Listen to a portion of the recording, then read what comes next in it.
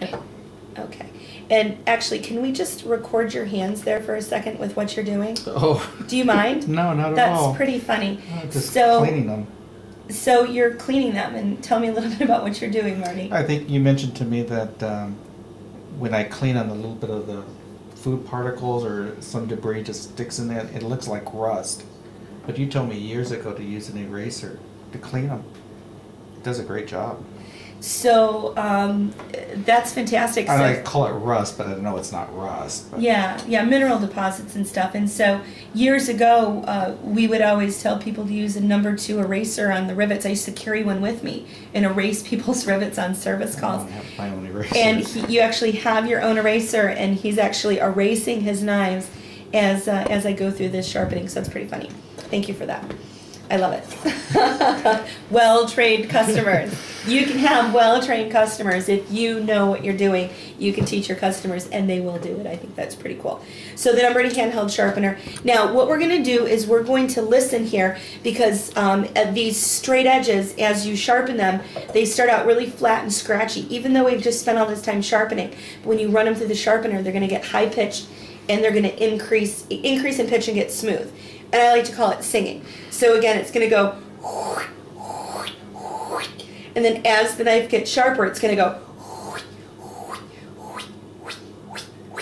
and then it's going to increase in pitch. So let's be quiet and let's listen. Now remember, we want this knife to stay parallel to those sharpening stones. So as you see me sharpen this knife, when I do this one, it's going to be totally flat.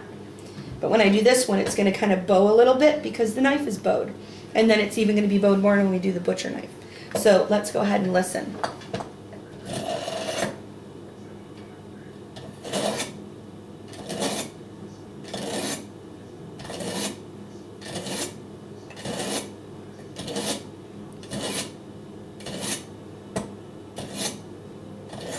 Did you hear that?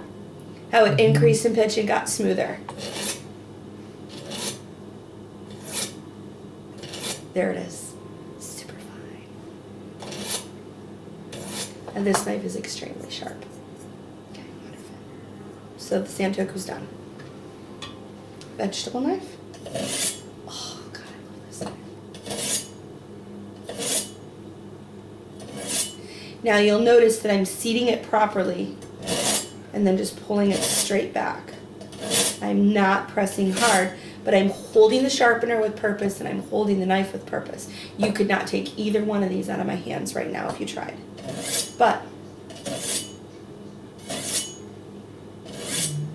isn't that beautiful? I'm just lightly running it through the sharpener. Now the cleaver is super heavy, so I kind of want to lift up a little bit, but not too much so that it goes da-da-da-da-da-da-da.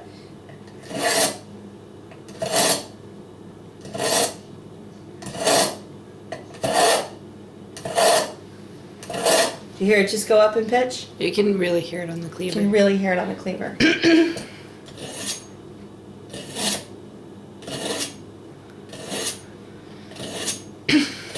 Hear it?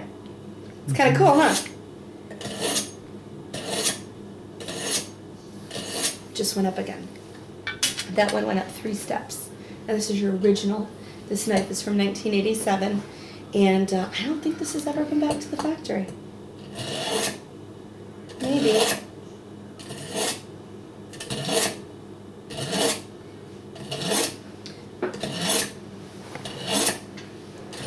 Just went up.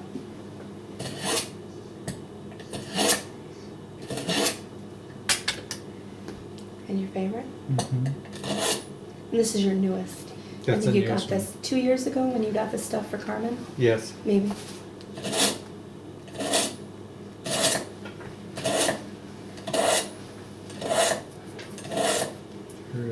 It's neat, huh?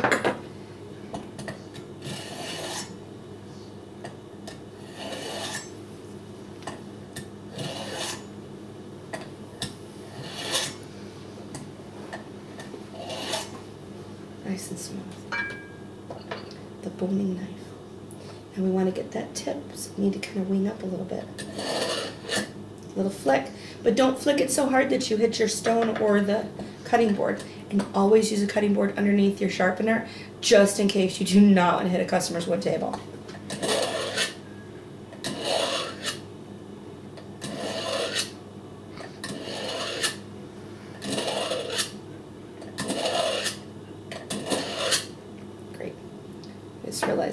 video, my finger is totally jacked up. I slammed my finger in the door of my car. Oh, that one's going back to the factory. Okay, so we've got 2 more to do.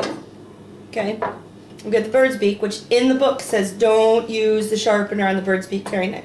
I'm going to teach you how to do it. Now, it's very important that you follow these instructions. You put the sharpener all the way at the very edge of the board, seat the bird's beak in, and then very lightly and slowly run it along the sharpeners. Don't try to do it fast. Just seat it and just run it through very lightly, just a couple of times. Right, so after you pit some mangoes or avocados, you just run it through, and you can see how nice and sharp that is.